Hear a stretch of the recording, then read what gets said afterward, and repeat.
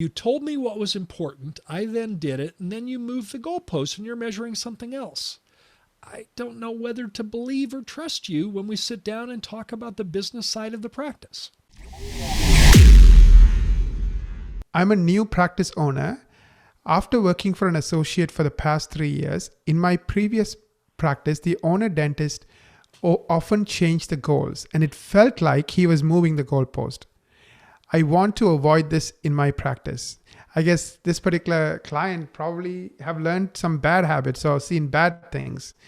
So he wants to not make the same mistakes from the prior owner. I think it's a great question. What a great question, because sometimes the path forward is to know what not to do. And I always say that even when we fail, if we've learned something, it's not failure. Yes. We either win or we've learned something, right? Yes. So sometimes the school of hard knocks can provide some very valuable lessons. So it sounded to me like this doctor was an associate in the practice, and the owner dentist kept moving the goalposts. You don't want to move the goalposts, because when you move the goalposts with your team, it's confusing to them.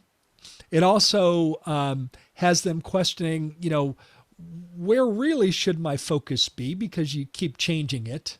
And then maybe the most important reason why you want to be very careful about moving the goalposts is it can create a culture of distrust. In other words, you told me what was important. I then did it, and then you moved the goalposts and you're measuring something else. I don't know whether to believe or trust you when we sit down and talk about the business side of the practice. Now, that's not a conversation that typically a team member would ever have, but that's certainly how they could feel. So, for example, on bonus systems, one of the concepts that I teach in terms of a bonus system is to define the fact that this is what we're doing for this period of time. We're going to do this bonus for this period of time. And it might be a year. It might be, say, this is what we're doing in calendar year 2021. This is what we're doing. At the end of calendar year 2020, the end of December, we're going to review and see how we're doing. We may continue it because it's working. So here's some of the possibilities that might happen in December. We're going to continue it because it's working so well. We're going to make minor modifications to the data based on some new information we have in the practice.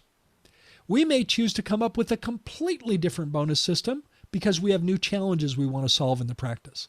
And then a fourth option is we may drop it entirely because it's actually working adversely for the practice instead of favorably.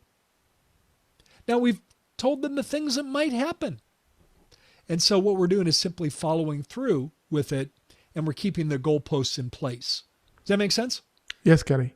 Hey, thanks so much for watching this video. And if you found it helpful, leave a like, subscribe, and click the bell button so you'll be notified of any time we upload future videos. I think you'll enjoy our coming content. Thanks so much.